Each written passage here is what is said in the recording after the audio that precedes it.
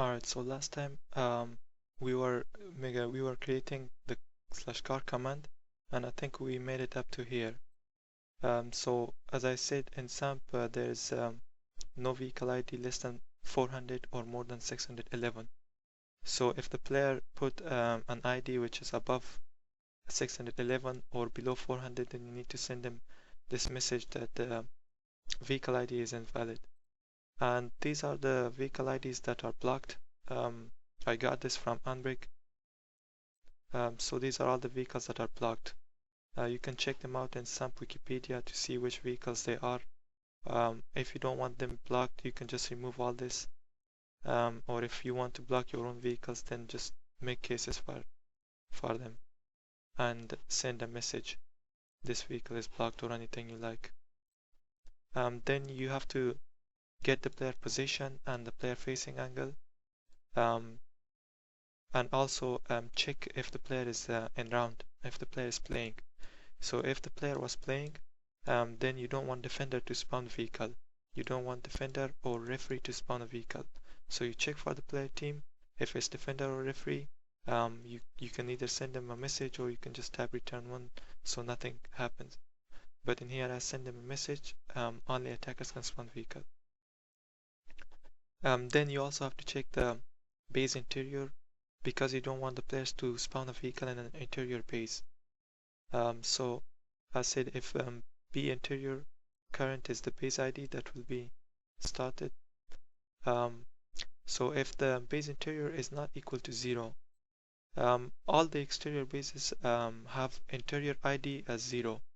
And if any base is interior, then its interior ID will be above 0. So if a player's interior ID is not equal to 0, which means if the base was an interior base, then you can send them a message. You can spawn vehicle in an interior base. Now for the attacker, you need to check where the attacker is, the attacker location, because you don't want them to spawn vehicle in the base, like close to checkpoint. So if the attacker is far away from his spawn, then he gets the message you are too far away from spawn. Now here, once we got the player position, I checked the x coordinates, and here I'm saying that if the x coordinates was further away from the x coordinate of attacker spawn by 100 foot, by plus 100 foot, or if the x coordinates was away from the x coordinate of the attacker spawn in base by minus 100, or, and then I'm checking the y coordinates. If the y coordinate is above the y coordinate of attacker spawn by plus 100, or if the y coordinates is less than the y coordinates of the attacker spawn by minus 100, then the player gets a message that you're too far away from the spawn. You can change this number to whatever you like, but I think 100 is okay. 100 is good enough. Now that's the reason you need this FB interior, because if an interior base starts, the interior base will be small, and the player will be able to spawn a car even on the checkpoint. So it's better to check for an interior base and block the attacker from spawning vehicle there. Then I checked for if the player is already in a vehicle. So if the player is already in any vehicle, then it will destroy the vehicle first. So this is going to get the ID of the vehicle that the player is in, and it's going to destroy that vehicle, and then spawn another vehicle. So this is the ID of the vehicle that will be spawned. So we get this this vehicle ID, we create the vehicle in this position in X, Y, Z and the facing angle, and I'm not really sure what these coordinates are, so I'm gonna check them in samp Wikipedia.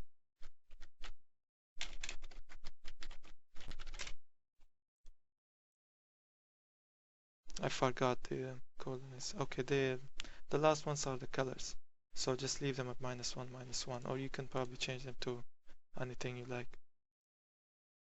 Then you need to link vehicle to interior. So if the player spawned a vehicle in some other interior, so if you created a DM, for example, and you allowed yourself to spawn a vehicle in the DM, and the dim was an interior, then your vehicles can spawn in the interior. So you're linking the link vehicle to interior. So you're linking your vehicle to your interior ID. Get player interior ID, player ID. And also you need to set the virtual world. Set vehicle virtual world to your virtual world. And then put player in the vehicle. Now this ID is the driver seat. I think that you can put up to 4. So there will be, these are the seat IDs. 0 is driver seat. So you put the player in the vehicle that you spawned and in the driver seat. And that's it. That's your /car command. Now I already made the weapon menu, so I'm just gonna go through it and tell you guys how I made it. This is all the components that I added on weapon menu. So last time we had show player weapon menu that I commented, and I told you guys that I will make it later on. So these are the stuff that all relate to the gun menu. So we'll go straight to show player weapon menu. Alright, so when we spawn players in the base, we show the player weapon menu. Now if you want to create a weapon menu that's the same for attacker and defender, you don't need this player team. You can just type show player weapon menu. But in here I made 2 different weapon menus for attacker and defender with different style. For example, the weapon menu for attacker has red text and the one for defender has blue text. So I'm gonna put team in here as well. It's gonna get the team of the player. So show player weapon for the player and based on the player team. Now make your function here show player weapon menu, player ID and the player team. First of all, you need to reset the player weapon. So if the player has any other weapons, all the player weapons are resetted first. Then you need to make 2 strings because we are going to format everything. You need I format the string because I put availability. So before I explain this part, I'm gonna tell you guys what you need for a weapon menu. So for a weapon menu, you need 3 variables: the weapon limit, and you need to have another variable to see how many times the weapon is picked. So for example, if the weapon limit is 20 and 2 players picked it, then available weapons will be 18. And the third variable is per player, for each player, to keep a record of what weapon did the player picked, or which set did the player picked, so that if the player died or if the player left the server, you can reset the weapon limit so that some other player can pick it. The variables that I made here are, one of them is weapon limit. So in my gun menu there are 10 weapon limit. There are 10 sets of weapons. So I need 10 of these weapon limits. So I type weapon limit, new weapon limit 10. And then I have another variable, times picked. Now here you can either put max teams, or I just put 3 because I don't really need max team. But I need it for 10 sets, all 10 sets. So this times picked is for each team, and there's 10 of them. So you need to have this for each team, the number of times a weapon is picked. For example, if the attacker picks sniper, he shouldn't take the slot of defender.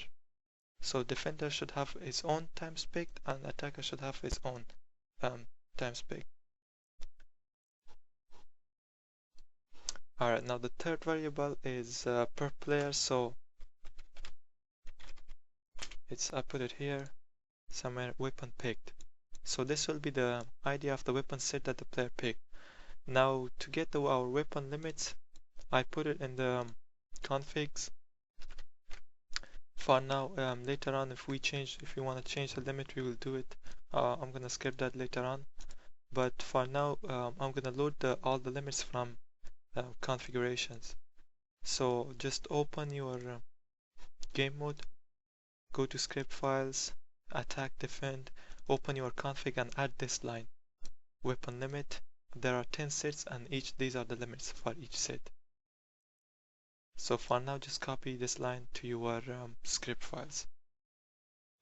Once you have them, come to your load configs, type new string, string equals dni get config path weapon limits. So you get weapon limits, all the weapon limits, and you store them in iString. So basically you get that line, the line that you just pasted in your configs, you just get that line and store it in the iString, and then you separate them into these weapon limits.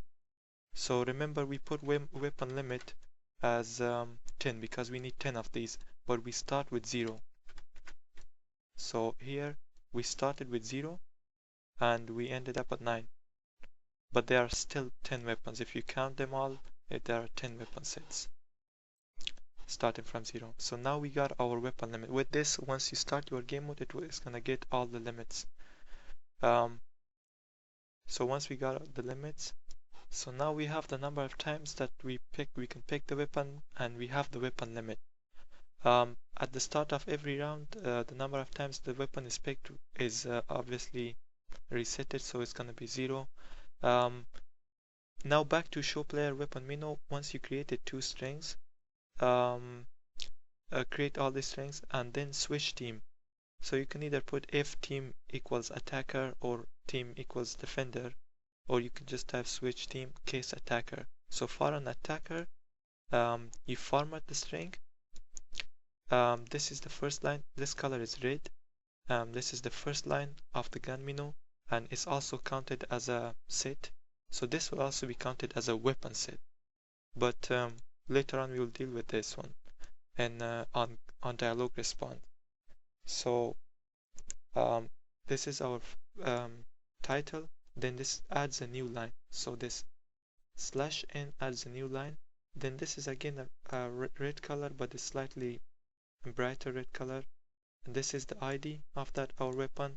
So weapon set 1.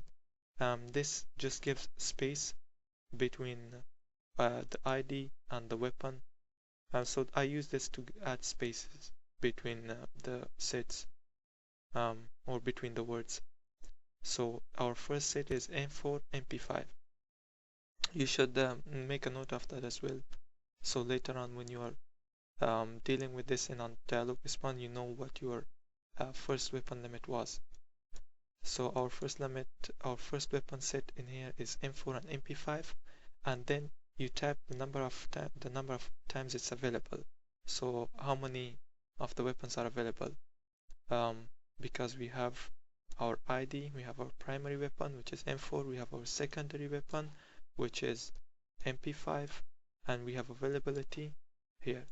Now for the availability here, you can put weapon limit 0 because we are dealing with the first set. So weapon limit 0, which was 20. If you check back your configs folder, the first weapon M4 and MP5 is 20. So this limit is 20. 20 minus times picked. Now this times picked, remember we had it for every team, and we had it for every set. So there are 10 sets, and there's 6 teams, but you only need attacker and defender. That's why I put 3 there instead of max teams. I could put 2 there, but 2 won't work because we have team 0, which is team none. So it's when the player connects, we don't really need that team. And gun menu will be only available for attacker and defender anyway, so we don't need any more teams. So you can type the weapon limit, which is 20, minus the number of times the weapon is picked for attacker. So if the weapon limit of M4 and MP5 is 20 and 3 players pick it from attacker team, then it's gonna be 20 minus the 3, which is 17. So the available weapons will be 17, if my maths is not wrong. And then again you do the same thing for the second weapon limit. So you add a new line. Then now here I give it like different colors. So this is more bright color. So this is brighter color than this one. And then again this color for the third weapon set, and then this color for the fourth weapon set. You can check it out in the game mode, and you can change the design to whatever you like. So this is your gun menu. Just make sure if you change the order in here, or the order of new lines, you need to worry about this on dialog response.